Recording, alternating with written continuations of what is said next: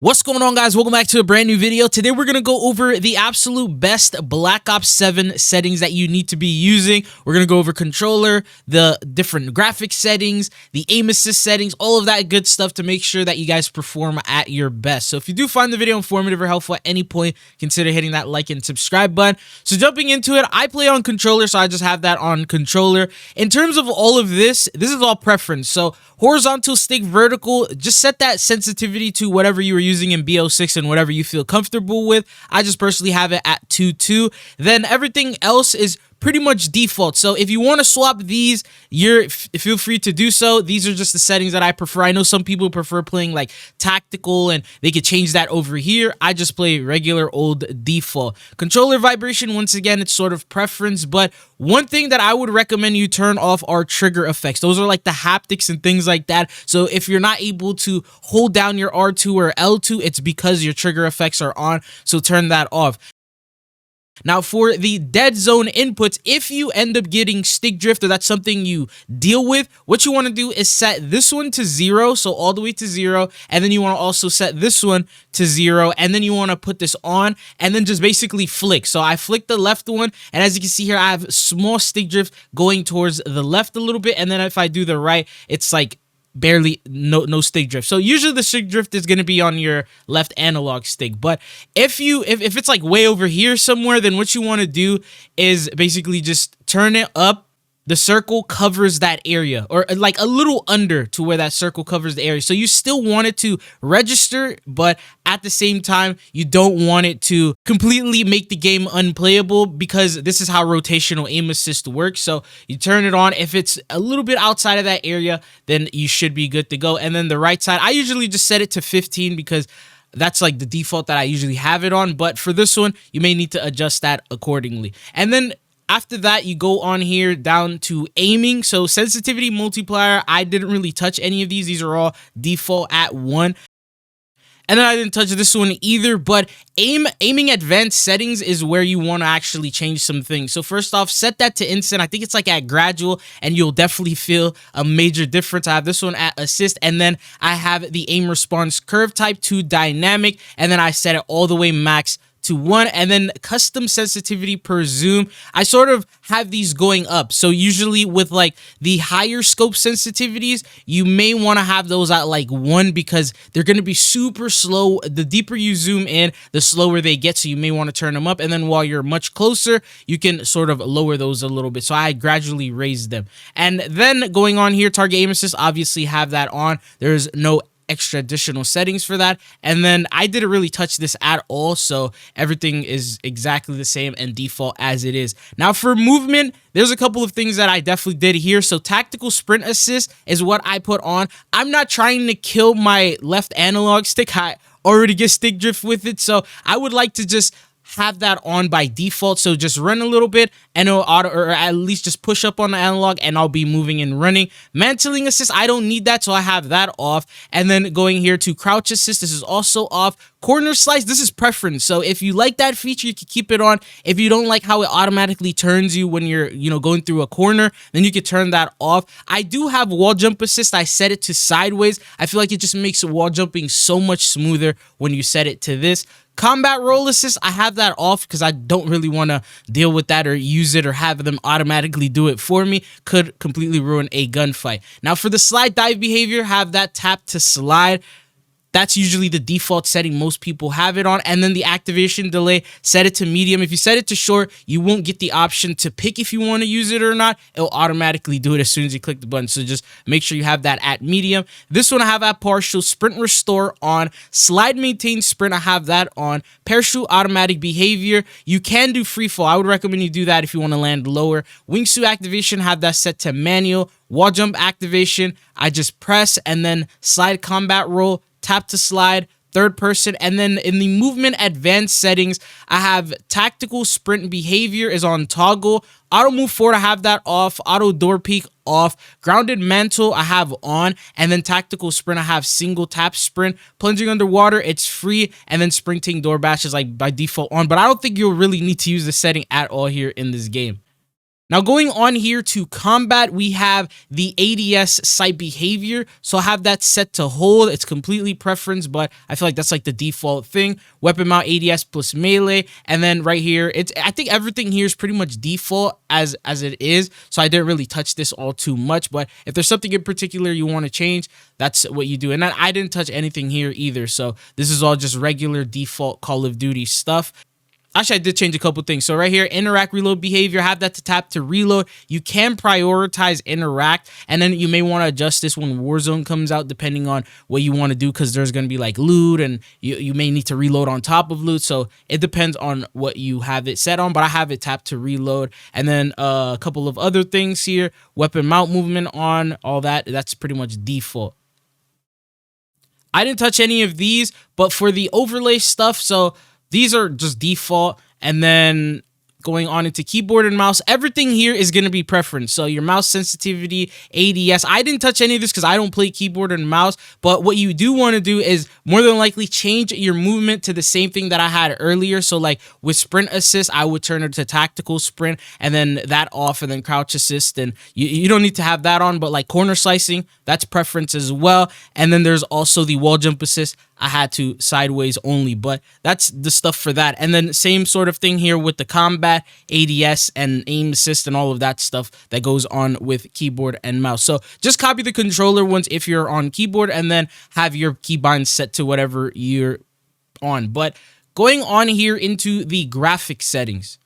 So we have the display mode. Full screen borderless is usually what I run. It depends how many monitors you have, but usually full screen exclusive is pretty good. I would recommend windowed because you'll lose out on frames and things like that, and there will be some like delay. But I have everything here at default 2.2. The reflex low latency, I have that to on. Depending on your PC, you may want to have it on plus boost, so you'll need to check that for yourself. But it all depends obviously on your build and what works best for your PC.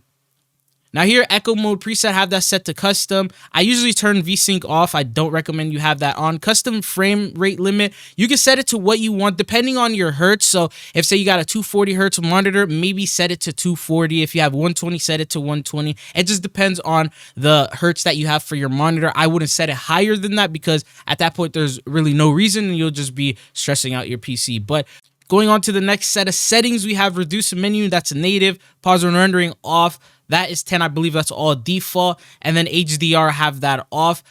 So now we're going to go in quality. Now this obviously highly depends on the build that you have. Some people can handle extreme, some people need to do minimum. It really depends, but in terms of the customizations that I have done, dynamic resolution, I have that set to off, so don't use that. And then for upscaling and sharpening, I prefer Fidelity Cast. Some of you guys may use NVIDIA DLSS, but I prefer that. And then I also turn this up to around 80. I think by default it's set to like 50 or 60, so turn this up to 80. I have frame regeneration off. All these could cause lagging, screen tears, things like that. VRAM scale target, that's set to 70. And here we have the sort of details and texture. So I set these to high. You may need to do it normal or low. Usually it depends if you want to prioritize frame rate or if you want to prioritize the look of the game. So if you care about your game looking really good, obviously higher settings, but you are going to sacrifice some frames. If you don't care about that, usually like pros, for example, they'll turn all this low and have the maximum amount of frames that they can get for competitive purposes to be as advantageous as possible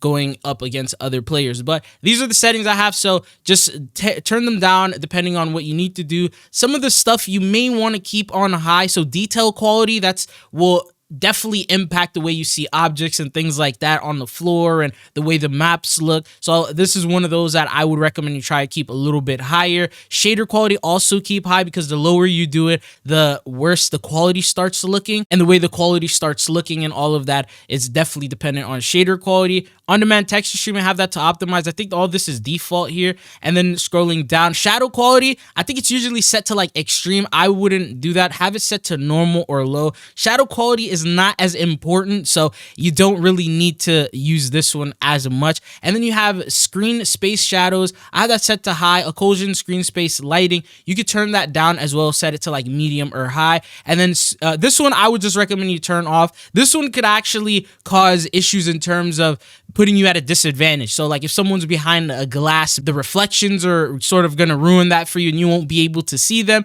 Or in the water, the reflections and all that could sort of completely, make him invisible to you. But anyways, the next set of things, terrain quality, I have that set to high because I want the game to look, high quality and good. And then everything else I will set to keep either high or normal. And then water quality, you can have that to just all. But going on to view, so field of view, this I feel like is one of the most important settings here. So you have field of view, set that to 120. It doesn't make sense. That way you're able to see a lot more than what like the default 90 is. ADS field of view, set it to affected. That's very important. Weapon field of view, have that on wide. Third person, I think that's default at 90. And then vehicle field of view wide. Turn off all motion blur. This is just going to put you at a disadvantage. I have no idea why it's even on by default in the first place. This is what will make Call of Duty just super hard to actually play for a lot of people, because if you turn anyone on your left or peripheral vision areas, you're not going to see them at all. And then set these to least.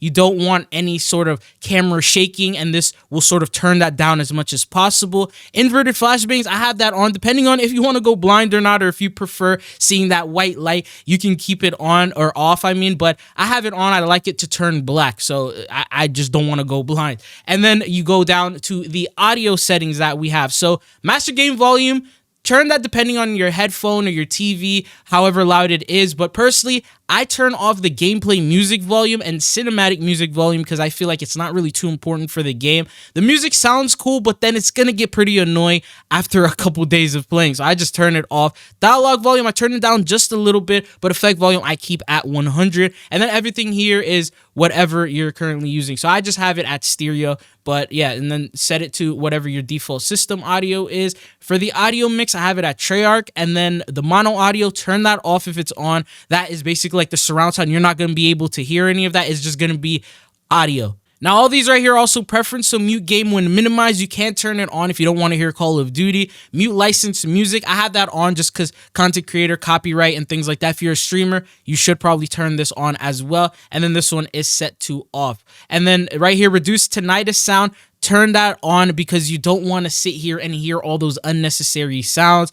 Hit marker preset, I have it just preference set to classic. For voice chat volume and all of that stuff, I didn't touch this at all. Everything here is pretty much default, so it should look like this for you. If you want to change the microphone mode to open and things like that, you could do so, but that's everything that I have here. And then as for global, so menu prompts, I have these set to automatic, and then tutorials, I have that off. Skip intro, turn that on because I don't want to sit there and watch the introduction movie every single game where like they're jumping into a vehicle to get ready for the game. I like to skip that. And then skip kill cam, I have that off. I do like to watch kill cams. Tool tips, I know how to play the game, so I have that off. If you want like extra tips and you're newer to the game, keep that on. For telemetry, I have it set to custom, so I want to see my FPS, my server latency, and then packet loss. If you want to see some of these other things, which will pop up at the very top, you can feel free to turn all these on, but it's preference up to what you want to see and what's important for you. And then obviously we have the network in-game icons. I have both of these on as well.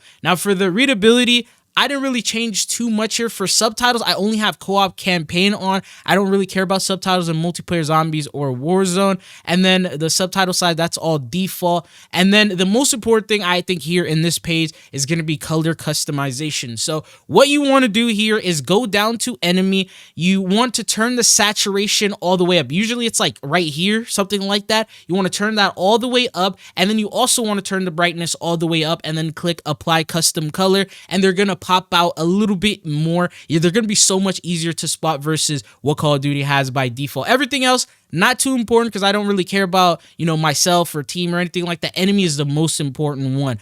And then you want to go to color filter, set that to color filter 2, have it to world, and then just set these both at 100. It's gonna add a little bit more saturation, have the colors pop out a little bit more. Overall, your game will look a lot better. And then the last thing that we have here is the gameplay HUD. So I didn't really change too much. I have all this at on, fade after 10 seconds, Kill feed duration, you can make it, you can extend it for those of you guys who are like snipers, like to go for kill feeds and things like that, and you like to have the kill feed stay a little longer. You can have it extended, set to long or medium. I just have it at default. I really don't care about all of that. Radar, have that off. Minimap rotation, I have that set to on, and then compass is on. Crosshair, here's where I changed some stuff. So I actually turned the crosshair off. These are the lines that you see. I feel like they just take up too much space on the screen. So what I do is I turn it off, and then I turn the crosshair dot on.